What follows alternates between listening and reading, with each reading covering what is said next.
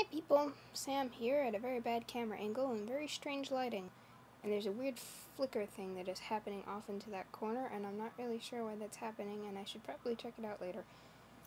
But I decided to make a video because I've been playing, that thing is really annoying. I've been playing Kingdom Hearts Birth by Sleep, and it's a really good game despite what I thought it was going to be, because it's a prequel to the entire series, and that usually isn't a good idea, as evidenced by, like, every Star Wars movie.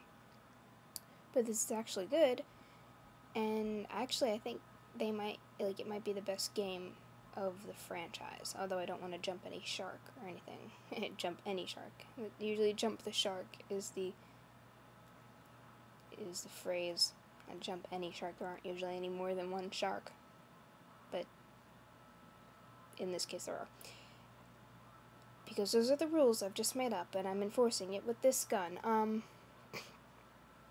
But yeah, so it's a really good game, and I kind of laugh at the people who wonder if it's going to have a happy ending. If anyone remembers the first Kingdom Hearts game, there was all this horrible stuff that was happening behind the scenes that Sora, Riku, and Kairi were unaware of because they were kids. Yeah, that's basically this stuff, leading into that stuff. Of course, there's no good ending.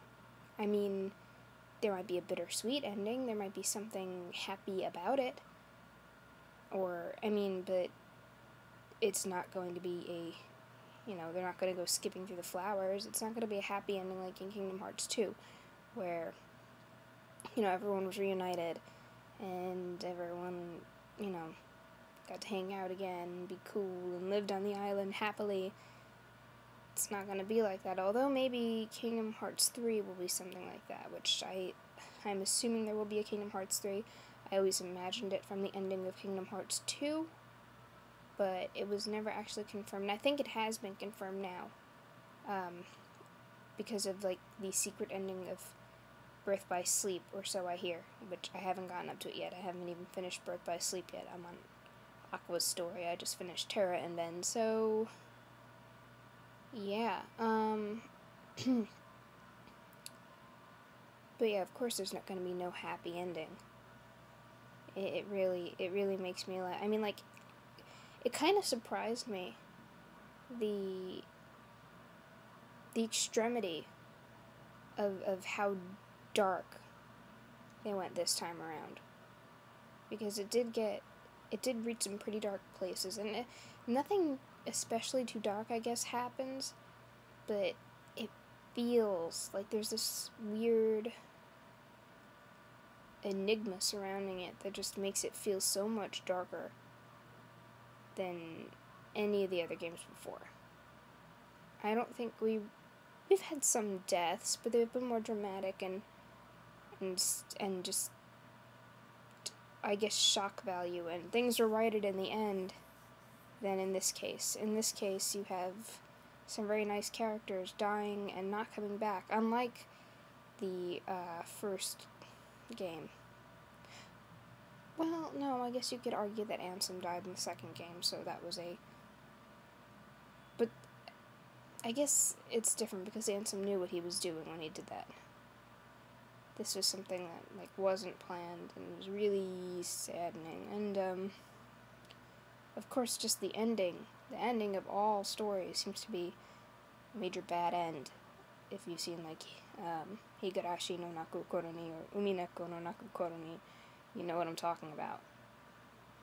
Another thing that reminded me of that is because every time you play a new character's story, you start again, and you start from basically the same point.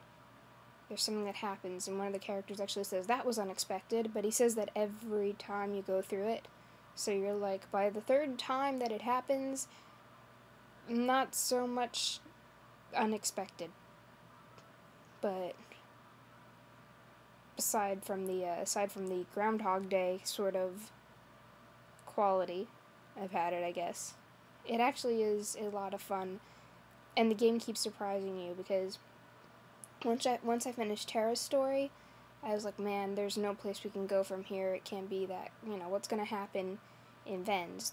Nothing can happen in Vens. And then I remembered, oh yeah, there are loose ends that we did not tie up.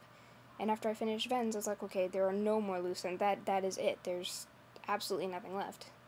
So what's gonna happen now? Aqua gets shit. Tetsuya Numbuh, thank you for putting a girl as one of your protagonists, except she does crap. Or she gets to do crap, so... But, playing through Aqua's story, I realized that I was completely wrong yet again, and that is my MSN. I should really turn that off while I'm making a video. But I realized that I was completely wrong yet again, and, like, she just, was able to do a lot, and there's a lot left for her to go through, even though it's not stuff we knew about. Like, it's not stuff that you could read the other stories and say, okay, I wonder what happens with this. You don't even think about it when you're going through those stories, and then it's like, bet you didn't think about that, did you? And you didn't, so it's successful in that way. Oh yeah, and the game also ties into a lot of, like, things that happen in Kingdom Hearts 1 and Kingdom Hearts 2 that you would have never thought of needing any sort of clarification or anything to tie into it. Yeah,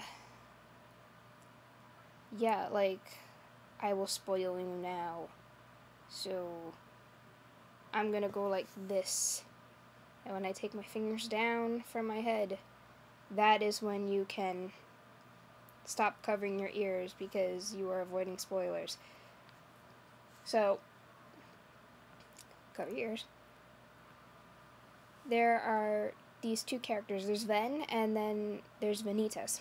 Ven, they used to be one whole person, and now Ven is all the light from that person, and Vanitas is all the darkness from that person.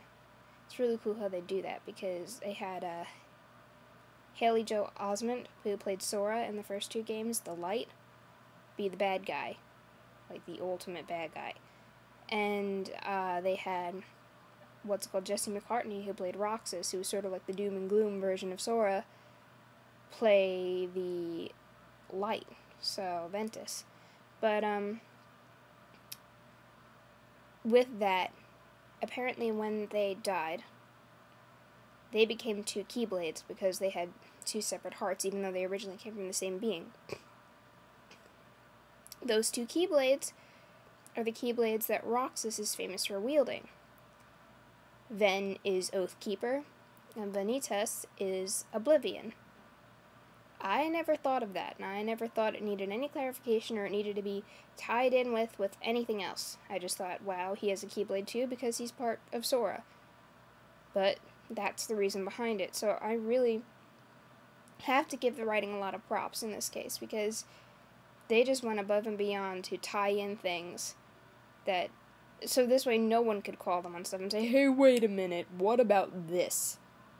They did that in advance and said, well, you know what, before you ask, let us tell you, this is how that is related to the stuff that happens in Kingdom Hearts 1 and 2, that's why it's here, and that's why that stuff is in that game. So, and I'm covering my ears so you can uncover yours. I'm covering my ears, not really covering my ears in the first place, but yeah, so I recommend the game. I think you should go out and get it because it's pretty damn awesome. Also, I'm very sorry for not making videos in a long time. I've been super busy with life and all the things that come with it. Maybe I'll make videos more often now. Well, vlogs, because I've been doing little videos on the side, but nothing too big. Anyway, so this is great seeing you all again, and I hope to see you all soon.